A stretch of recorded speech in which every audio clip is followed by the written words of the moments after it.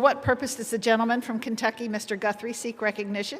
Madam Speaker, pursuant to House Resolution 1075, I call up H.R. 4626 and ask for its immediate consideration in the House. The clerk will report the title of the bill. Union Calendar Number 401, H.R. 4626. A bill to amend the Energy Policy and Conservation Act to prohibit the Secretary of Energy from prescribing any new or amended energy conservation standard for a product that is not technologically feasible and economically justified and for other purposes. Pursuant to House Resolution 1075, in lieu of the amendment in the nature of a substitute recommended by the Committee on Energy and Commerce printed in the bill, an amendment in the nature of a substitute consisting of the text of Rules Committee Print 119-20 is adopted, and the bill, as amended, is considered read. The bill, as amended, shall be debatable for 1 hour, equally divided and controlled by the chair and ranking minority member of the Committee on Energy and Commerce or their respective designees. The gentleman from Kentucky, Mr. Guthrie, and the gentleman from New Jersey, Mr. Pallone, each will control 30 minutes. The chair recognizes the gentleman from Kentucky, Mr. Guthrie. Madam Speaker, I ask unanimous consent that all members may have 5 legislative days to revise and extend their remarks on the legislation and to insert extraneous material on H.R. 4626. Without objection. Madam Speaker, I yield myself as much time as I may consume. The gentleman is recognized. Thank you, Madam Speaker. Madam Speaker, I rise today in support of H.R. 4626, the Home Appliance Protection and Affordability Act, sponsored by my colleague from Georgia's 12th District. This legislation modernizes energy efficiency authorities to lower costs for households and protect consumer choice. The Energy Policy and Conservation Act, or EPCA, was established in 1975 amidst the oil crisis of the 1970s. EPCA gave statutory authority to the Department of Energy to regulate and set minimum efficiency standards for a list of covered products, including stoves, water heaters, and dishwashers, as well as certain commercial equipment. At the time, Americans were dealing with the aftermath of the oil embargoes that led to mile-long gas lines and fuel rationing.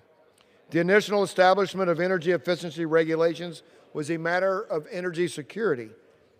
By reducing consumption through the use of innovative technologies, we could insulate families from the harm caused by adversarial nations restricting access to critical energy resources. 50 years later, EPCA has remained largely unchanged, but under Democratic administrations, the focus of conservation efforts shifted from energy security to green policies that advance the far-left agenda. During the same period, the United States has become the premier energy-producing nation, while home appliances have simultaneously become vastly more efficient. During the 4 long years of the Biden-Harris administration, however, the Department of Energy used EPCA authorities to regulate a host of everyday products like dishwashers, freezers, and dryers. But these regulations were neither based on what consumers need nor focused on affordability. They were rooted in ambitious climate goals. While EPCA requires regulation to be economically justified and cost-effective, the Biden-Harris administration bent the rules so that households and businesses may not see any efficiency savings for decades. In fact, the Biden-Harris Department of Energy regulations on dryers could take up to 46 years to see efficiency benefits, even though household appliances are replaced every 8 to 9 years on the average. Americans are already paying 34% more for their energy bills than they were in 2010. Households simply cannot afford more expensive mandates coming out of Washington. At a time when Americans are struggling to pay their bills because of inflation caused by the Biden-Harris administration's spending spree, the Home Appliance Protection and Affordability Act takes important steps to provide necessary relief to hardworking families. Decisions about home appliances should be left to American families, not bureaucrats in Washington. The Home Appliance Protection and Affordability Act institutes common sense accountability at DOE to protect consumers from overregulation. Importantly, this bill will foster continued innovation in energy efficiency technologies. Refocusing EPCA's authorities on cost-effective efficiency standards will lower costs while continuing to improve household appliance performances. I urge my colleagues to join me in supporting H.R. 4626, the Home Appliance Protection Affordability Act, to protect consumer choice, to modernize EPCA authorities, and to lower costs for American families, and I reserve my time. The gentleman from Kentucky reserves. The gentleman from New Jersey is recognized. Thank you, Madam Speaker. I yield myself such time as I may consume. Madam Speaker, we all know that American families are struggling to make ends meet. President Trump promised to cut energy bills in half in his first year, but that has not happened. In fact, electricity prices are up by 13% across the nation, and 80 million Americans are struggling to pay their utility bills. And these increases did not just happen. They are a direct result of the Trump administration's disastrous policies that have been rubber-stamped by House Republicans. And it's bad enough that Trump and congressional Republicans have ignored the affordability crisis and have instead done everything they can to help out their rich and big corporate interest buddies. But House Republicans are bringing up a bill today that will actually increase your monthly energy bill and make the appliances in your home more expensive to operate. And it's hard to imagine being more out of touch with the needs of everyday Americans. First, I have to mention that H.R. 4626 would make the appliances in your home more expensive to operate, sending your already high electricity bill even higher. Like all other appliance-related debates, this bill is just another way to kill floor time for Republicans who seem to only be able to gather enough Republican votes for bills to help their corporate polluter friends. This bill guts the appliance energy conservation standards programs at the Department of Energy. This program is credited with helping American households save $6,000 on their energy bills over the last decade. The standards are projected to help reduce peak demand by 32 gigawatts by 2040. In a world where data centers are popping up all over the country, driving up costs and demand, we can't ignore the benefits from appliance efficiency. Instead of recognizing energy efficiency as a helpful tool against rising costs and increasing electricity demand, House Republicans have made it the enemy. This bill gives the Trump administration the power to eliminate efficiency standards, and it even prevents states from setting their own standards when the federal government fails to act. It creates arbitrary thresholds for new efficiency standards and eliminates the system of periodic reviews to examine if more savings are possible for certain products.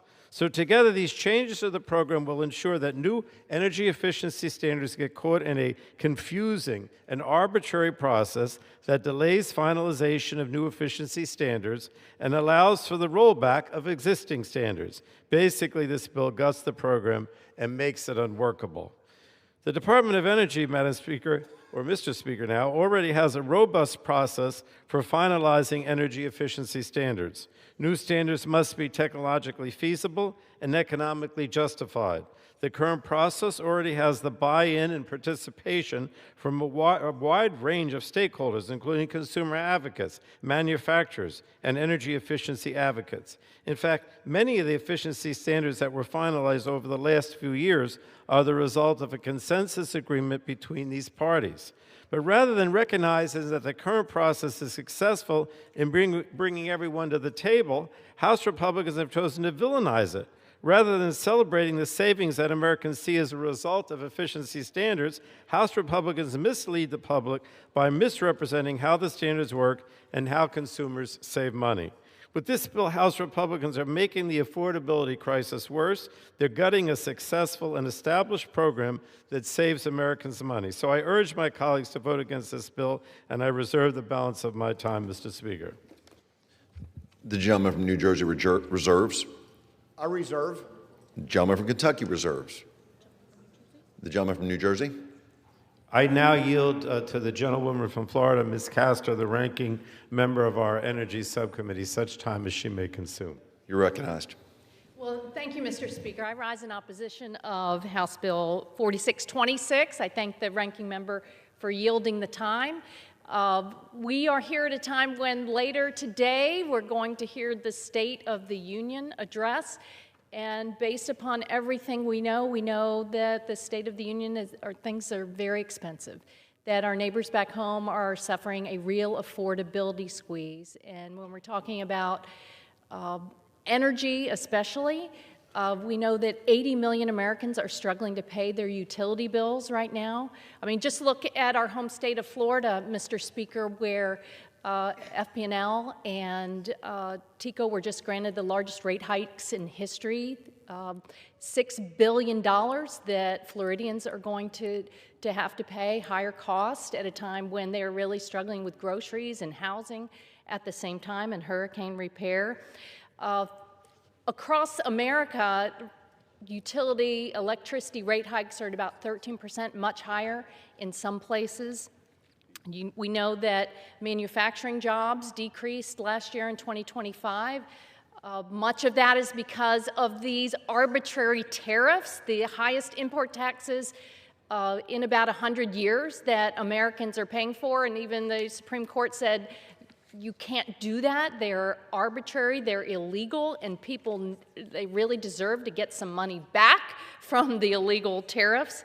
Then when you add on top the impact of the big ugly bill, electricity, it's anticipated that due to the big ugly bill passed by Republicans last summer, that hardworking Americans are going to pay about 61% more on their electric bills over the next decade. Of course, health care costs too because of that big ugly bill. My guest to the State of the Union address tonight is a small business owner from Tampa, Linda Meisner. She and her husband own a healthcare business, a wellness business in Tampa. They, with the benefit of the Affordable Care Act tax credits, they were paying about $300 per month. They're just like a lot of Florida families, hardworking Americans, small business owners, but as they're too young for Medicare, healthcare costs are just killing them. They're without the tax credit. Now, their health insurance premium will go from about $320 per month to $3,000 per month. That's outrageous. So Republicans ripping away that health care tax credit means that Linda and her husband now have had to go to an insurance plan that does not provide the same coverage, doesn't provide prescription care, and they are really at wit's end, like a lot of Americans now. Things are too expensive, and everything the Republicans and the president have done has made life harder. It's made going to the grocery store like a military exercise. You're trying to figure out what you can buy. And then to add insult to injury, we should be working together on legislation that will help our neighbors back home. But what bills do the Republicans bring to the floor of the House today on the State of the Union? They bring a bill that is going to make things more expensive. They're going to make electricity bills more expensive. Energy efficiency standards are very popular. They are some of the most important tools that we have in helping to keep the pressure on lower electric bills. They have been a success. It used to be bipartisan energy efficiency standards for refrigerators and air conditioners and dishwashers, but that's gone by the wayside. I don't know why, except Mr. Pallone kind of shined a light on that high-powered corporations with all too much influence here in Washington, D.C. are calling the shots. Utility companies, oil and gas companies that want you to use more energy. They want you to consume more. They don't want you to be energy efficient. People really deserve better these days. So what does 4626, what does it do? It guts those energy efficiency standards that have saved the average American household about $6,000 over the last 10 years. In fact, Consumer Reports, a very well-respected and trusted organization, Consumer Reports, the Consumer Federation of America, they write, appliance efficiency standards ensure that any of the huge array of product choices available to consumers incorporate energy-saving designs and technology that help limit energy consumption and utility bills. Energy efficiency doesn't just directly save money, but it also puts downward pressure on utility rates. Energy efficiency gains have helped create a downward trend in household energy consumption over the past 20 years, reducing the amount of investments utilities have had to make, preventing costs that they would have otherwise passed on to consumers. While energy efficiency alone can't solve all energy affordability challenges, it plays an important role in helping to counterbalance rising electricity prices.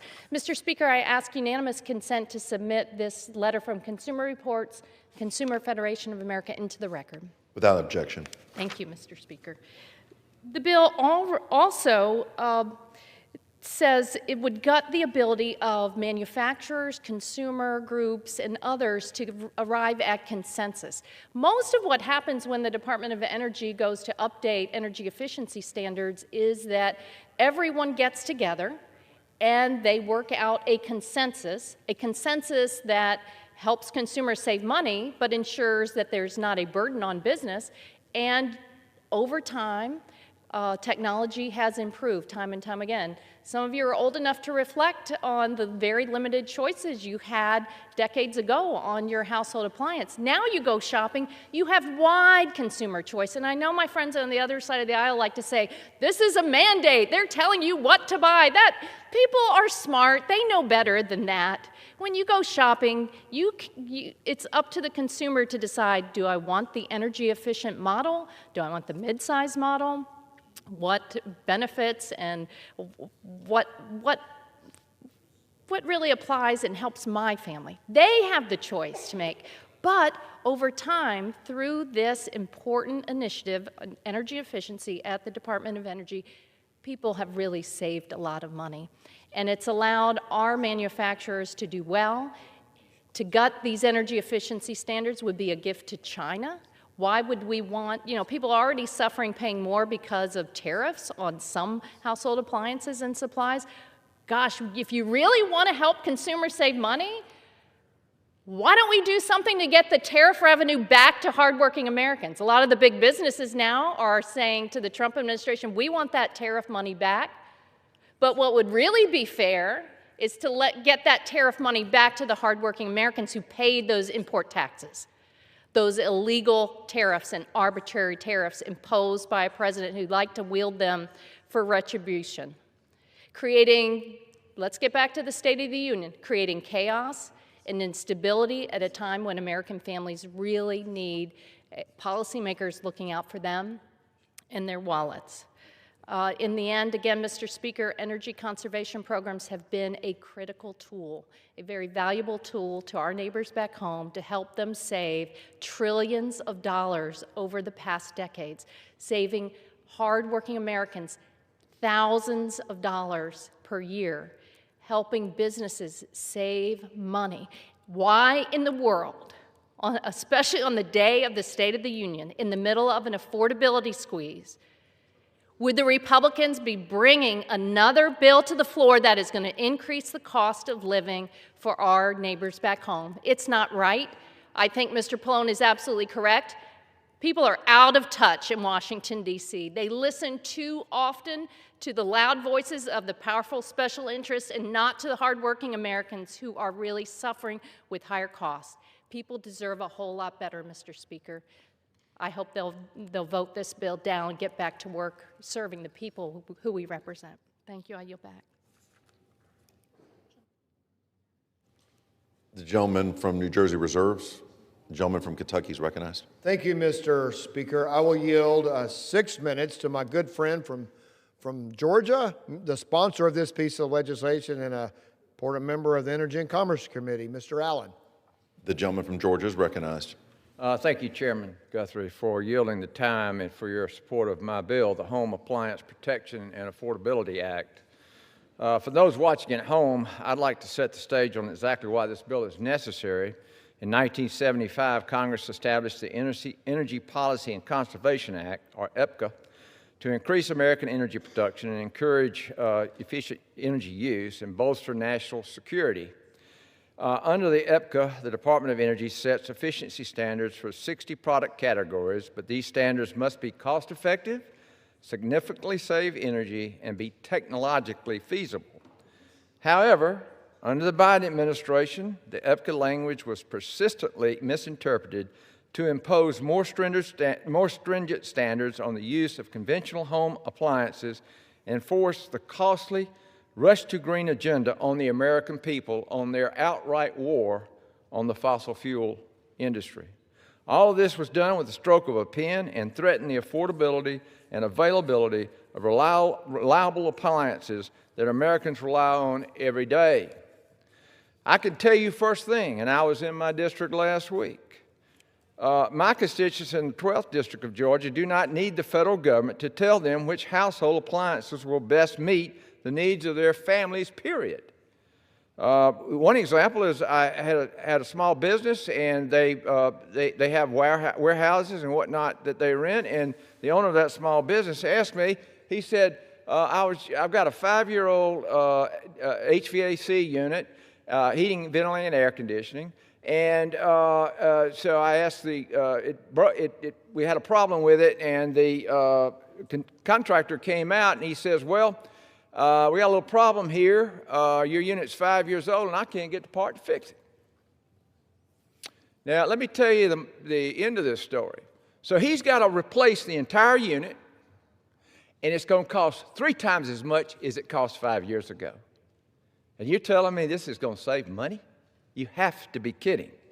The second example is the gas stove. They were going to do away with our gas stoves. They said, you can't cook with gas anymore. And there was such an uproar that we didn't hear about that anymore. And the third example, I got a little place up here, it's about 1,400 square feet. And the unit went out. And of course, it couldn't keep it warm anyway, because it's an electric heat pump mandated by this city. And I got a gas line right in front of my house, and I asked the contractor, I said, I want to put in gas heat like I've got back home in Georgia. And he said, you can't do it. And a heat pump will not work at below 32 degrees. Plus, you have an electric system totally when the heat pump shuts down. And, why are we running short of electricity? Because they aimed everything at electricity, and there was a war on our gas industry, fossil fuel industry. And that's the very industry that reduced our carbon footprint by 1,400 tons. The nearest nation to us is 200 tons. So they're trying to put the very people that put us in this position out of business. The Home Appliance Protection and Affordability Act is a necessary measure to prevent future administrations like the past one from issuing burdensome standards on household appliances that would drive up costs and reduce availability. It's that simple. Now, the naysayers of those who will vote in opposition to this bill today will stand here and tell you that this bill isn't necessary. They'll question why this is what we're voting on this week, and to that I would say you can thank the previous administration. The egregious appliance standards, like those issued under President Biden's Department of Energy, have caused homeowners to spend 34% more on appliances than they did 15 years ago, while also having to replace them at a faster rate. The story I told about my constituent. Even more, these standards were neither economically justifiable and not significantly more efficient. I would challenge anyone in this chamber to find someone who wants the federal government to tilt the scales on what appliances they can and cannot buy, while also increasing costs and reducing reliability. Mr. Speaker, no amount of fear-mongering on energy efficiency and climate standards will justify the 4-year war waged on domestic energy, the use of natural gas, and consumer choice under the Biden-Harris presidency. From gas stoves, refrigerators, freezers, to washers, dryers, dishwashers, and air conditioners, no household appliance was off the limits in their pursuit of the Green New Scam. We cannot allow that to happen again, and I have been proud to work closely with House Republicans this last year to right the ship and undo the many regulatory burdens that have caused the cost of living to skyrocket.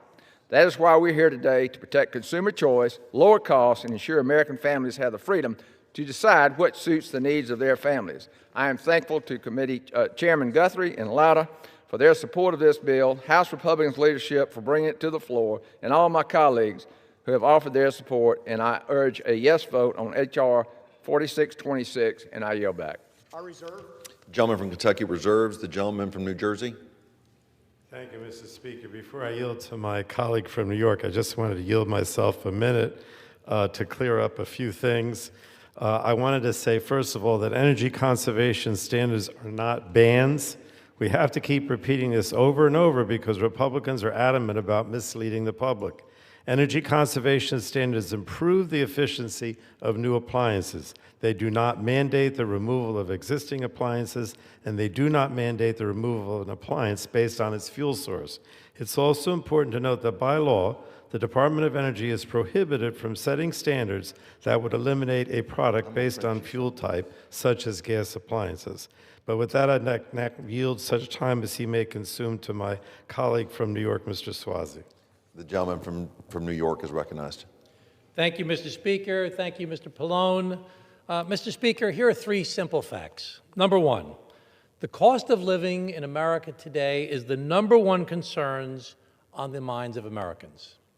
Number two, increasing energy prices are a major factor causing an increase in American families' cost of living. And number three, energy-efficient appliances and appliance standards save Americans money, more than $500 in energy bills per year. They're also good for our environment. More efficient appliances will not only save money, they conserve water, they conserve energy, they reduce overall emissions that are killing our planet. This bill, without an amendment, would gut the program that sets these standards and pave the way for the administration to repeal existing standards. It's bad for our wallets, it's bad for our planet, and it's just bad policy. I cannot vote for the proposed bill as written, and I urge my colleagues to do the same. That's why, at the appropriate time, I will offer a motion to recommit this bill back to the committee. If the House rules permitted, I would have offered the motion with an important amendment to this bill. My amendment would require the Secretary of Energy to certify that revoking existing energy standards will not negatively impact consumers. It simply requires that the Secretary of Energy certify that getting rid of standards such as these would not increase costs or increase greenhouse gas emissions. This ensures that we're protecting American families from further harm to their wallets and to the air they breathe. I ask unanimous consent to insert into the record the text of this amendment. Without objection. I hope my colleagues will join me in voting for the motion to recommit, and I yield back. Thank you, Mr. Speaker. Gentleman from New York yields back. Gentleman from New Jersey reserves. I have no further speakers. Prepared to close? But I'm going to speak, and then I'll speak. But I can do my speech in the close if you're prepared to close. Gentleman from Kentucky is recognized. Oh, I'm prepared to close. Okay. Then I'll yield myself such time as I may consume. Okay, so the gentleman from New Jersey is recognized. Thank you, Mr. Speaker, and I rise again in strong opposition to this bill. Tonight, President Trump will be in this very chamber to deliver his State of the Union address to a joint session of Congress. We'll continue to hear a series of mistruths and empty promises and gaslighting, I would say, of the American public. So just let me provide a dose of reality here on the issue at hand. Electricity prices are up 12% across the nation, a far cry from President Trump's promise of cutting electricity costs in half in his first year. Residential natural gas prices are up 20% since the president's inauguration. And when families struggle to pay their utility bills, they fall into debt often. Since December 2023, household utility debt has risen over 30%, climbing to a whopping $23 billion. Families are having to choose between keeping the lights on or paying for food or medicine. And that's because President Trump and congressional Republicans have been more focused on lining their pockets of their corporate polluter friends instead of providing relief to the American people. And the affordability crisis is real. It's quite literally hitting homes as well, as the cost of buying a home feels out of reach for far too many, and rent is increasingly unaffordable. And families are struggling to afford childcare and groceries. And as the American public knows all too well, President Trump and Republicans have caused their health care costs to skyrocket too. Let's also not forget about the president's disastrous tariffs, which cost the average American household nearly $1,200 in 2025. Apparently, the affordability crisis isn't real, the president says. It's not happening, or sometimes he says he fixed it. But the American people know when they're not being told the truth. And as much as I wish it did, it doesn't stop there. With the help of his Republican colleagues, President Trump has eliminated more than 172,000 clean energy jobs, shuttering factories and projects across the country, and canceled enough renewable energy. So, and we know, renewable energy is cheap, it's clean, it helps American families. So you'd think that Republicans would be prioritizing legislation to address affordability, but that's not the case. I mean, look at what's happening here today. Right now, this bill that we have before us is a retread from last Congress. It's the same bill that we voted on in the last Congress. It says it's about affordability, but it's only in name. In actuality, this bill will raise household utility bills. So in case my Republican colleagues haven't been listening, the American people can't afford any more price hikes. The American people have been crystal clear. They're in need of help. I hear from my constituents all the time about the rising cost of living, and it's time that Republicans stand up to President Trump and actually do something about it. I don't see it happening, but I hope we can see it. So I urge a no vote on this bill, and I yield back the balance of my time, Mr. Speaker. The gentleman from New Jersey yields. The gentleman from Kentucky is recognized. Thank you, Mr. Speaker. I yield myself as much time as I may consume. Yes, sir. Thank you, Mr. Speaker. And we are working on affordability. The whole bill is about affordability. If you look, because of the current Biden-Harris appliance policies, refrigerators, 28% increase because of the policy. Air conditioners, 25% increase. Dishwashers, 28% increase. Washers are, and so the argument is, they're going to pay more up front. They're going to make it back in the efficiency over time. A refrigerator takes 6 years, and sometimes, depending on which model you buy, 46 years to recoup the increase in the value. These are Department of Energy numbers. It's up to 10 years on refrigerators. So the question is, do you want to pay a fourth more for a refrigerator, and then the hopes over the next 10 years you'll get that money back? It's just not realistic, and that's why we are fighting for affordability. You look at the energy prices being up. You can look at a map of the United States and see which states they're up. They're higher. They're higher in states that have policies like this. They come from typically blue states in our country. And so local governments have put affordability crises in their cities. State governments have put affordability crises in their states. I remember being in California just last year and putting gas in a rent-a-car, and I looked over. I think I was paying well over $5 there when I was paying about $2.50 or $2.50 in Kentucky. And I remember looking over the guy next to me and goes, do you guys have any idea what the rest of the country pays for gasoline? It's astounding. The policies have increased affordability, and then come here and say we're causing an affordability crisis. With the energy crisis, we're trying to keep power online to keep it from going offline so we can have affordability. So this is all about affordability. It's not just about having an affordable product to buy. It's buying the product of your choice. I don't think we ever argued that anything in the Biden-Harris administration meant you're going to go in and take your appliances out. But when appliances only last 7 to 10 years, so when you replace them, you're going to pay a fourth more. That's what we're trying to fight. You're going to pay a fourth more and recoup it in probably a longer time than that appliance has useful life. It just is not a good investment. It doesn't make sense. We think it should be the EPCA should be reformed so that they do make decisions based on what is affordable and what gives the best choice to the consumers in America. And I'm proudly support this bill. I thank Mr. Allen for sponsoring it. I encourage its passage, and I yield back the balance of my time. All time for the debate has expired. Pursuant to House Rule 1075, the previous question is ordered on the bill as amended. The question is on the engrossment of third reading of the bill. All those in favor say yea. All those opposed say no. The ayes have it. Third reading.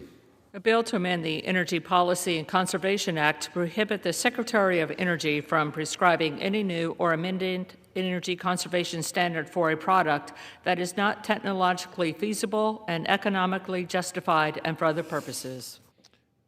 For what purpose does the gentleman from New York seek recognition? Mr. Speaker, I have a motion to recommit at the desk. The clerk will read the motion.